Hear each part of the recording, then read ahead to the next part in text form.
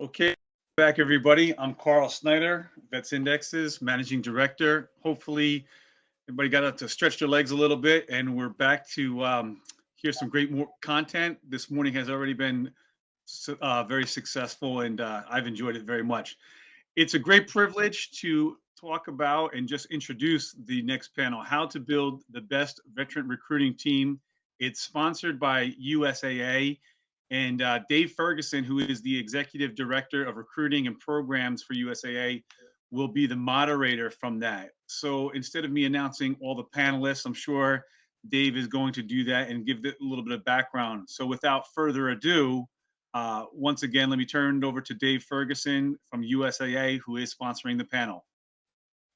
All right. Well, thank you so much. I appreciate that. And first and foremost, I want to say thank you to all the panelists for being here. And so probably better than me trying to introduce them. We'll see if we can do this on the fly, but just have everybody give a brief introduction of themselves. And I'll go first. As he mentioned, I am Dave Ferguson, and I work for USAA. And military and veteran recruiting is part of the wheelhouse that I'm in charge of here at USAA. I'm a former Army officer, so I'm a veteran myself, which I think is important as we talk about this topic. But I'm also a talent acquisition professional, and I've been doing it for a number of years, which I also, as we get into the commentary, think is an important plot point as we go forward. Having said that, if we could just go ahead and introduce ourselves, and I know they're presented in my screen from top to bottom, so if the gentleman on top could go introduce himself, that'd be fantastic. Troy, go ahead if you want. All right. I'll kick it off then. All right. Well, I'm Troy Schultz. I am with CarMax. I'm a talent acquisition manager. Part of my role is military acquisition here at CarMax. I've been with CarMax about a year and a half. I'm a retiree from the Air Force. I actually retired in 2021, so I'm a relatively recent retiree. And been part of the recruiting team with military programs for the last year and a half, and then took over the management position back in May. And our entire team is myself and one other recruiter, so we're a relatively small and agile team. I'm Paul Dillon. I'm a former Army Reserve officer and Vietnam veteran, and managed to pick up 2 Bronze Star medals over there. And I'm a adjunct instructor at the Sanford School of Public Policy here at Duke University, where I created and teach a highly innovative course on veterans issues. Covers the full span of veterans issues all the way from mental health to employment and entrepreneurship. Actually, a course that I started at the Harris School of Public Policy at the University of Chicago and brought it down here to North Carolina. I also helped to represent veterans on the Kennedy Forum on Mental Health, which is for U.S. Congressman Patrick Kennedy's effort, nonprofit, to erase the stigma of mental illness in this country and ensure mental health parity. For people that insurance companies are bound under the 2008 mental health parity law to pay for mental health treatment in the same way that they pay for physical treatment. But I spent 47 years at the top levels of accounting and consulting firms. So I've hired a number of people during that time. And I'll talk today mainly from that experience. And I'm very pleased and honored to be a member of the panel here. Hey, everyone, I'll go. Happy to go next. I'm Jared Lyon. I serve as the National President and CEO of Student Veterans of America. We're headquartered here in Washington, D.C., so I'm coming to you live from our downtown headquarters. Student Veterans of America currently maintains 1,594 student veteran-led chapters on as many college and university campuses in all 50 states, U.S. territories, and then 3 countries overseas. Where we have an SVA chapter, we have just north of 754,000 student veterans currently in school of the approximately 1.1 million veterans that are in school at any given level. By way of personal introduction, I'm a Navy veteran, and I'm not just the president. I'm also a member of the organization. I'm a second-year PhD student at Syracuse University, and I study the national security implications of an educated citizenry.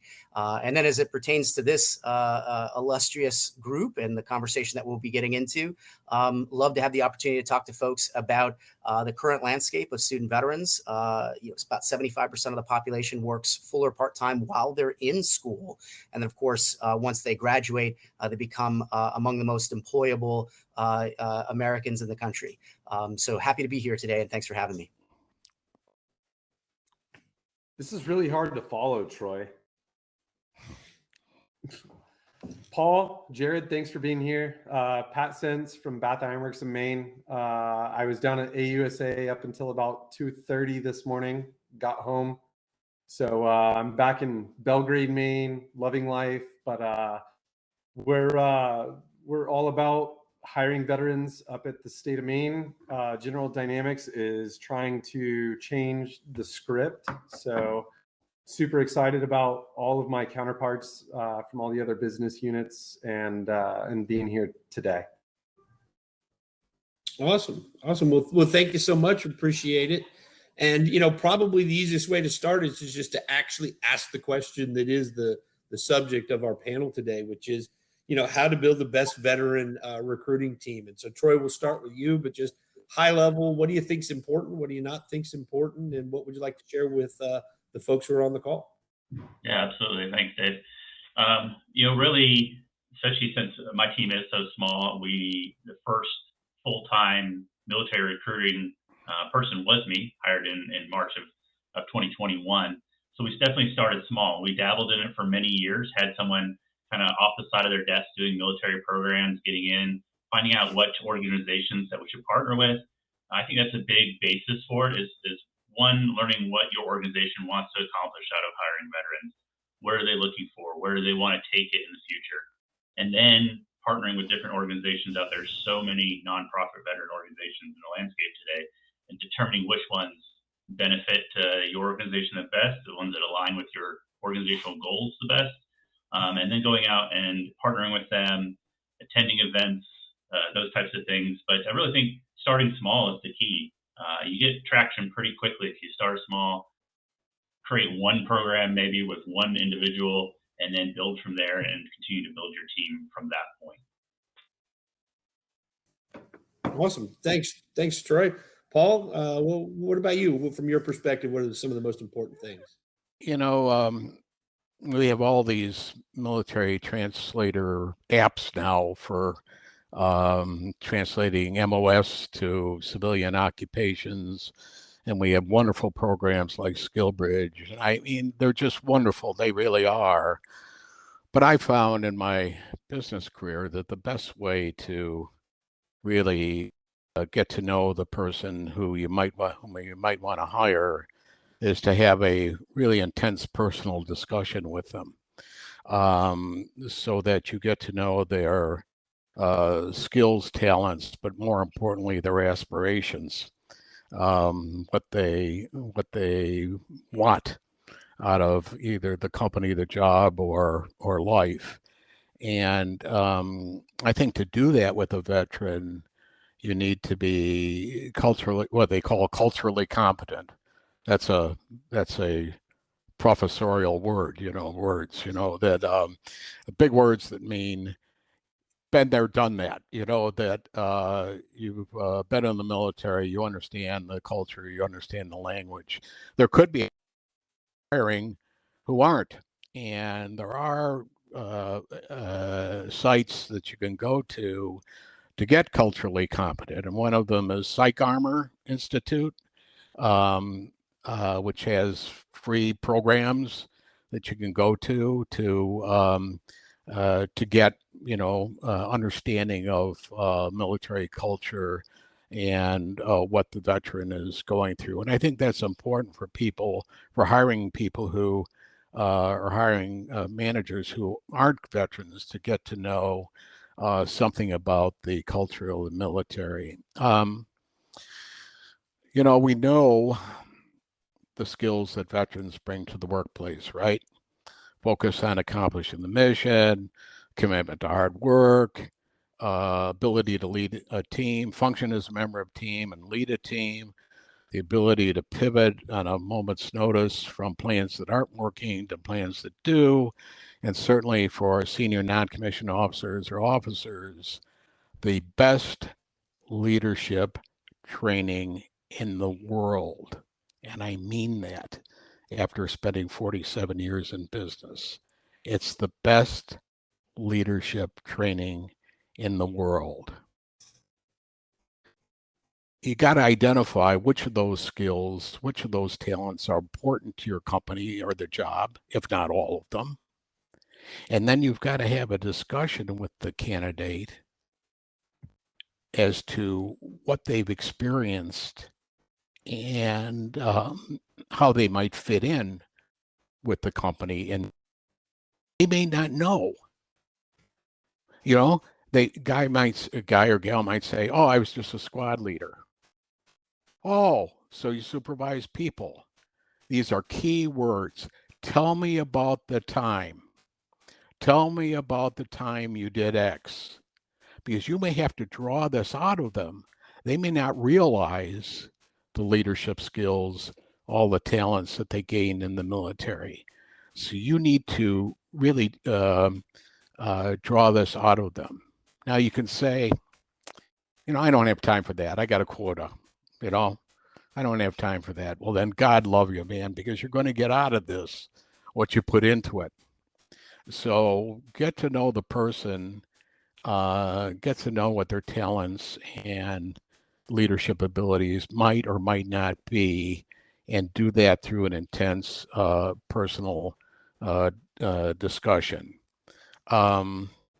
Finally, I think you need to understand how far we've come in this country regarding hiring veterans. Because when I came back in early 1971, there was nothing. There was nothing. I couldn't even dream of these programs. Not only was there nothing, we were shunned, we were hated. I was an officer with a master's degree and couldn't get a job, and I had a family. So hopefully the nation has learned over these years to never treat veterans again the way we were treated when we came home. Thanks for the opportunity. Glad to answer any questions. Yeah, thank you so much, Paul. And before I jump to Jared, you know, just to take a quick time out, you know, number one, Paul, thank you for your service. And it sounds funny for me to say that because I served as well. But I think you're bringing up something which is really important, which is it was different back then. And it was not fair. And in some cases, the nation owes a debt of gratitude to those Vietnam era veterans that we probably haven't paid back as well as we should and could have. So from that perspective, you know, I wish your experience would have been different. And I'm, to your point, heartened by the fact that it is different. And it is different now. That doesn't take away the sting of the way it used to be. But I think that, to your point, I think that the nation has grown. And so I think that's important to recall that, especially with our Vietnam era vets, you know, it was rough. All vets have it rough. You know, at the end of the day, we've got a veteran suicide issue in this country, which is just unacceptable. And so all vets have it difficult. And I'm not trying to downplay anybody's challenges, but I do believe that there were some pretty specific challenges to the Vietnam era veterans that unfortunately happened, but fortunately don't happen again. And so sorry to take time away from you, Jared, but for you to get us back on track. Jared, from your perspective, what's the best way to build a veteran recruiting team?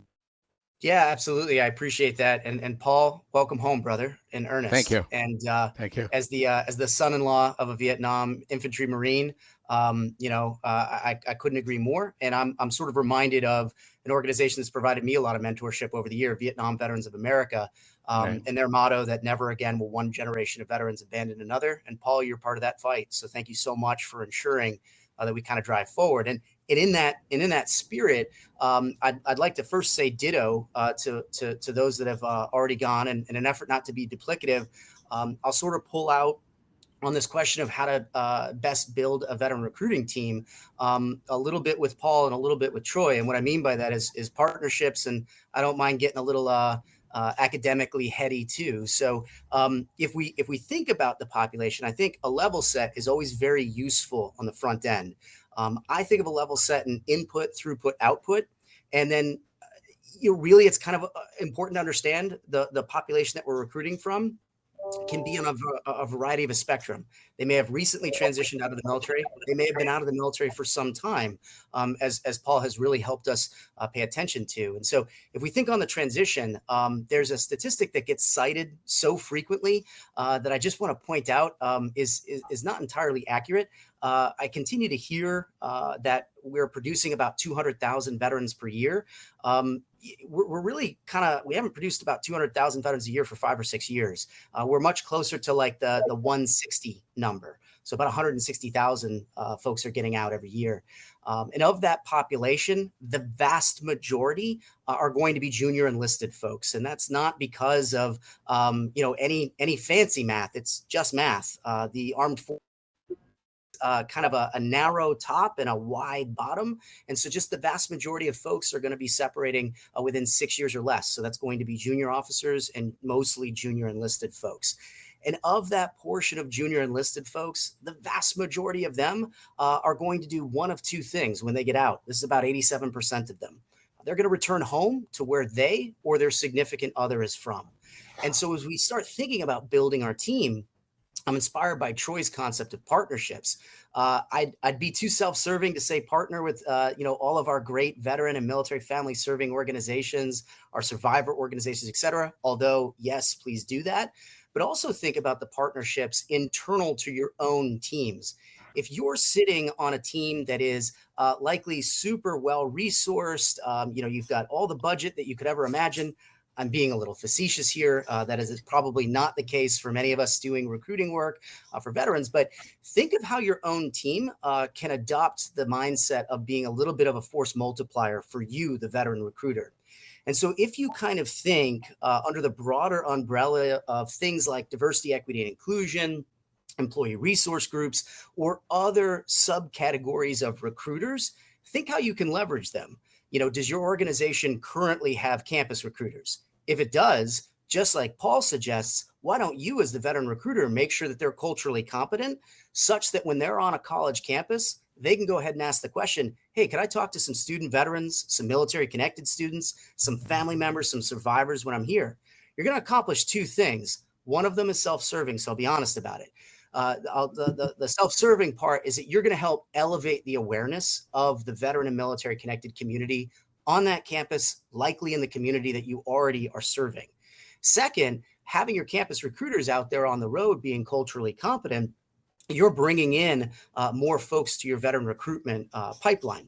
And these are individuals that can have conversations with the on-campus career centers in addition to the on-campus veteran centers. So that's kind of just a real simple tool that we can have without unlimited budgets, without tons of staff. We can look at the staff that we already have in our recruitment ecosystem inside of our own firm and do some of that effort to bring them up to speed with military cultural competence, as Paul so eloquently described, and have them out there helping our mission and being those force multipliers. Awesome. Thank you so much. Appreciate that, Jared. Pat, what's your take?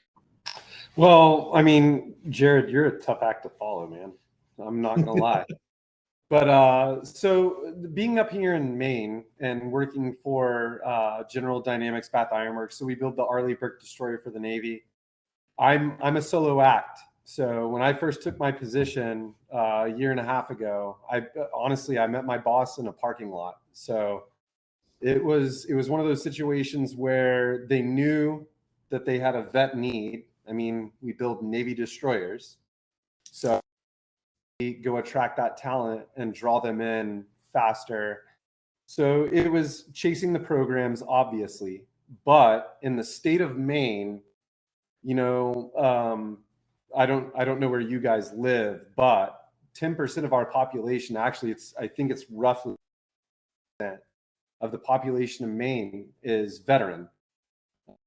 So identifying those external networks is really where I made my benefit here. I mean, we have 9,400 employees, and I'm the only veteran recruiter that we have. So when I took my position in July of 2021, either way, I show that the veteran community that exists now far differs what existed 25 years ago. We're forced through programs, we're forced through degrees. I mean, I was given a Lean Six Sigma black belt, MRT, and other stuff, and it was forced on me. That's what we're getting out of veterans now. So we have to understand that as hiring employees or managers that have positions for veterans, we get way more out of every veteran that we hire than what the veteran gets out of our companies. It's just one of those things that when I took on my position, we can go through automated systems and whatever else, but I decided to get up from my desk and go into the yard and put these resumes on and I can give you their left and right limits. I can tell you what they're capable of. So that's really what I've done with my company. Yeah. Awesome. Thank you, Pat.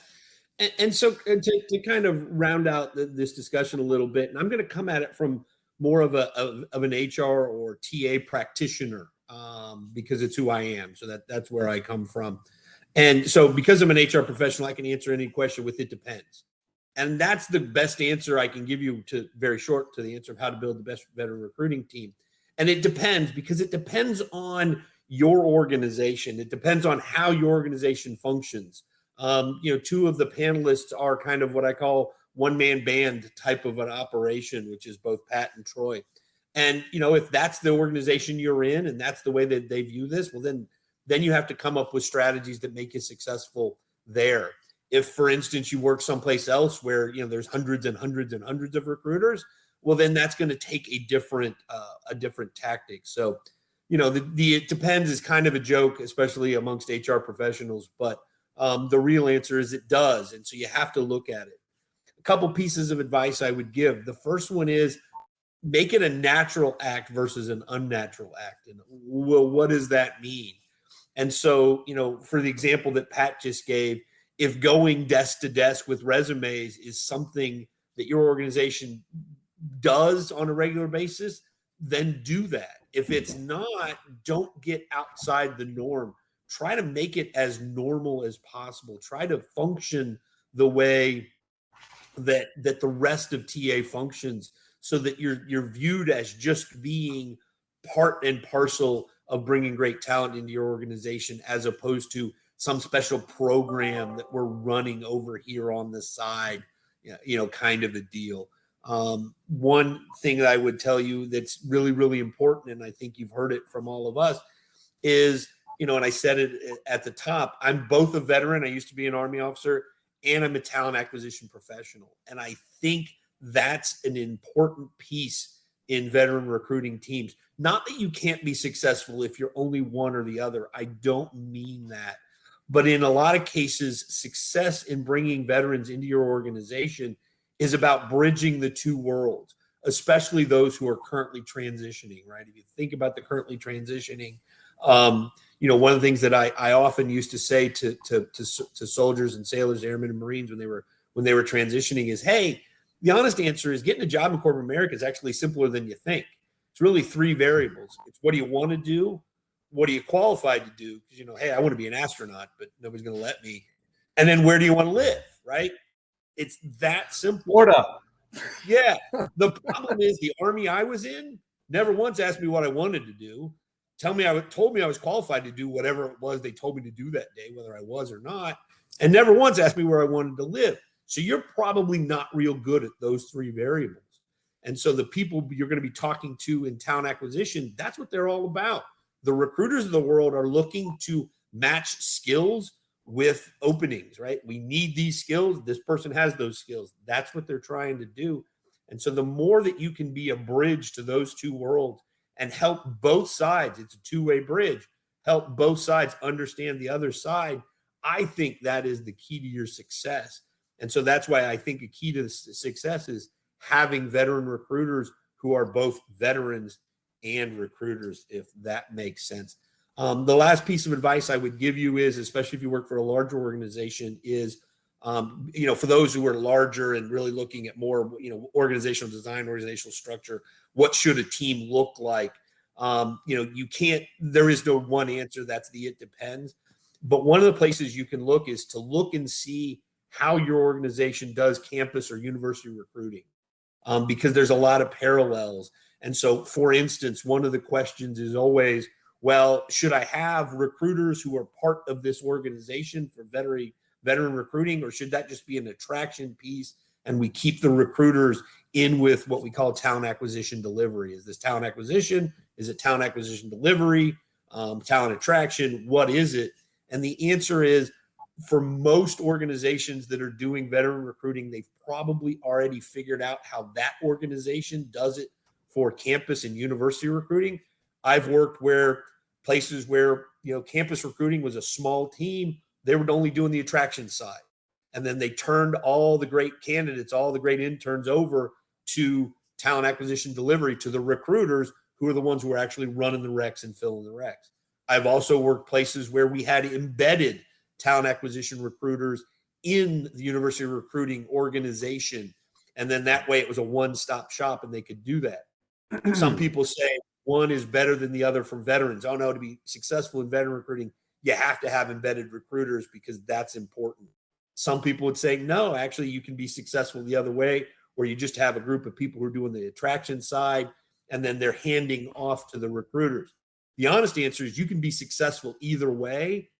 And I think if you're smart and you're trying to build this team, you, instead of recreating the wheel, you look around and you say, hey, has anybody already figured this out? Oh, where I work, as an example, university recruiting at USAA has embedded recruiters. That must be how we do it here. So we need to have embedded recruiters on the military team as well. But don't try to do an unnatural act and go against how your organization currently does what they do, because then you're pushing a rock uphill. Go ahead and leverage what's already exists. So does that make, hopefully that can make some sense. I'm used to asking that question. Does that make sense? But I just recognize that nobody else can talk. So that's a dumb thing. Well, I was about to say, can I jump in? Yeah. If you look over in the comments, Jason Summers, I want to address his comment that he just put in here. Jared, I knew you wanted to too. So 100%, Troy, I saw you smile, so I know you want to also. But so in reference to what you're talking about, Jason, I'm not going to lie to you. I went to a career fair at Fort Drum, and I had a captain, 03, walk up to me and ask me what kind of C-level positions I had available. 100% because he thought he had been, I want to say he was a commo officer. Honestly, I laughed. I offended him. I felt really bad because I didn't think it was a serious question. But I learned a lot. That was one of my first events, having transitioned as a first sergeant in Army Recruiting Command to civilian talent acquisition. And he 100% walked right up to me and my boss and asked what kind of C-level positions we had. And I didn't know what to say. Anyway, it's one of those, I learned a lot that day because my boss, who has been in talent acquisition since the early 90s, he looked him right in the face and said, you could have been a battalion commander in the United States Army, but you can't lead a region of Home Depot. It doesn't work that way. Just like a region manager of Home Depot could never put on a maple leaf and go be an XO for an infantry battalion. It doesn't work that way. So you have to be able to have those conversations and say, what's the first thing that everyone's worried about when they're looking for a job? In all honesty, Money. money. So they want to reference what they've done before. Doesn't matter anymore. So I'll leave it there and pass to Jared, because I know that you guys have a lot to put on this. Yeah. For my friend from away, I grew up in Massachusetts, so Maine is from away where I grew up. But that notwithstanding, I sort of just to kind of build on it, the first half of Jason's statement, only not to be duplicative, Patrick, because I just put a foot stomp on everything that you just said. It's kind of interesting about the transitioning force. Paul mentioned all the different, skills translators, et cetera, your MOS translators and what have you. Here's kind of a unique thing. People presume about the transitioning force. They're all members of what we now refer to as the all volunteer force. And we all bought into those Army commercials from the 1980s of be all that you can be, and like choose your job, gain a skill, and everything will go great. The reality is that nearly 90% of the post 9/11 generation of transitioning service members, I'm not talking about retirees, transitioning, so non-retirees, they will do something post-military service that has little or nothing to do with what they did in service. And this is not an accident. This isn't because we can't get credentialing right. Those are all important topics, and they should be part of the conversation. But it has more to do with how they came in. And so one of the, yes, true, you can choose your job in this all-volunteer post 9/11 force, but the number one contributing factor, and maybe the recruiters can back me up on this, the military recruiters, that is, but of choosing the job that you're going to do, it has more to do with the date that you'll ship for basic training than almost anything else.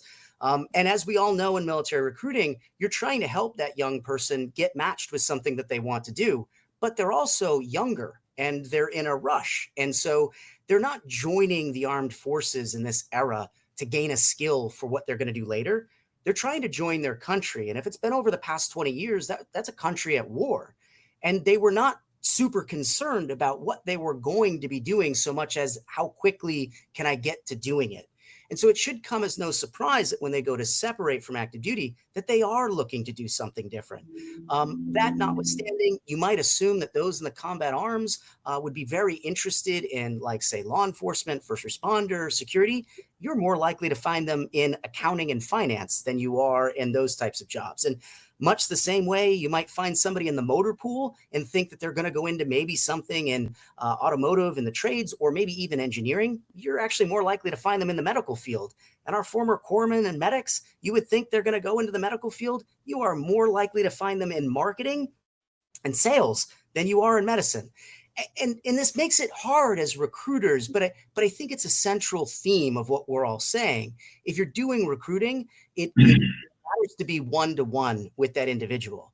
And if they say something silly, you don't have to be like Patrick and make them, don't take it as a joke, right?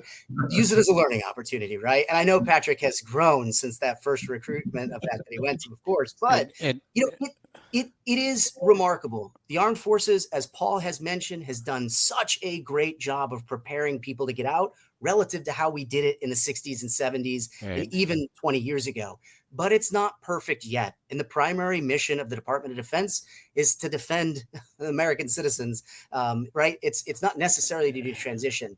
And it's sort of two categories: retirees and non-retirees. Retirees tend to want to be closer to where their last duty station was and might be looking for an immediate leadership role, versus maybe somebody who's 6 years or less. They might be more amiable to take something a little lower in the organizational structure to then go ahead and prove themselves as they grow. Jared, Jared, you mentioned the key words: one-on-one conversation. You said one-on-one conversation. And Patrick, how do you, for the captain who didn't understand business, and where he might fit in. I mean, how do you draw out his leadership skills to say, well, we do have an organization and we do have a spot here where you might fit, rather than, So I'm I gonna wouldn't sit here and dismiss lie to you. him, Right. or say, maybe you don't fit in with our company, but boy, I know of an opportunity at XYZ or whatever. I think what I watch people do in business is to miss people who don't fit in without trying to help them. And Paul, I'm going to it- answer your question. He works for GDIT. I still got him. good for you. Good. There you go. Good. Yeah, Good. I think we talk about soft skills a lot when we're talking about recruiting veterans. So those soft skills are what's key. I use the term "take a step back to take a step forward" a lot of times when I'm talking to transitioning service members or in group environments, because that's exactly what I did. I went from a management talent acquisition role in the military to an individual contributor talent acquisition role in the company I'm in now, with the full transparency that I had a desire to be back in management when I took the role with the company, and I'm back in management now. So it's two things: one, connecting with a company that understands that and sees your value, and it also has career progression. And that's, as military recruiter or veteran recruiters in a civilian company, that's what really we have to show to transitioning service members. Here's where you can be today, and here's where you can be tomorrow, because our company does offer the proper career advancements that you're looking for. And we are interested in your soft skills. Whereas your hard skills, you're an infantryman in the Army, but you were an E6 or an E7, you led people. That's what I care about: leading people and teamwork and program management. I don't care about the bullets down range. We don't do that here. But everything else we can certainly draw out to put into practice in our own organization. Right. So Yeah. Troy, I'm going to sit here and tell you, I hate the term recruiter when it comes to veterans. I prefer the term advocate. Not all of us can talk the best that we can, but we all have very, very good transferable skills. So if you can find the right person, it's all about making sure you have that connection. Like I said, that guy walked up to me and my boss and asked about C-level positions, and he's a program manager for GDIT now and works remote from upstate New York. I'll fight for anyone that wants to fight for our company. I'll fight for anyone that wants to take care of their family. It's the That's veteran. That's the right attitude. That is the right attitude. I absolutely hate the term recruiter, because it means you're hunting. Right. Veterans don't need to be hunted; they need to be advocated for. Yep, I agree. Yeah, and that's top down. It's not just for jobs. Those that are struggling with mental health, with everything else. We need advocates. We don't need recruiters. Nothing else. Yeah, so we're running short on time. It's about the bottom of the hour. So to kind of recap, I think some of the things you've heard is there is no one way. It really is about bridging the difference. I think that captain story is a great example of just not one group of people not understanding the other group of people, and vice versa. And the people who can make those bridges, or the recruiting organizations that can make those bridges, will be successful. Because if you're making those connections, to Pat's point, you're no longer a recruiter, you're really an advocate. And what you're really trying to do is to take two different groups of people who don't understand each other and bring them together and show them ways where they can be more successful together than they will be apart. Right. That makes sense. So from a time the little thing is said, we're done. Having said that, I don't know how this works, so I don't know if I need to punch the stop broadcast button, or if we need to just let people leave and go to the next session. So if I could get a little bit of guidance on what to do, that would be fantastic. Thank you so much for letting me be a part of this panel. Absolutely. Same here. Thank you to all my panelists for being here. I appreciate each and every one of you and what you do. And for those of you who chose to be a part of this conversation, I appreciate what you do because you're on that journey to becoming an advocate for veterans, which is very, very important. Best word, Dave. Well, On LinkedIn, everyone that's here, love you. Thank you. all right, guys. Thank you so much, all of you. Dave, thanks for moderating. Gentlemen, appreciate you guys in all your great insights.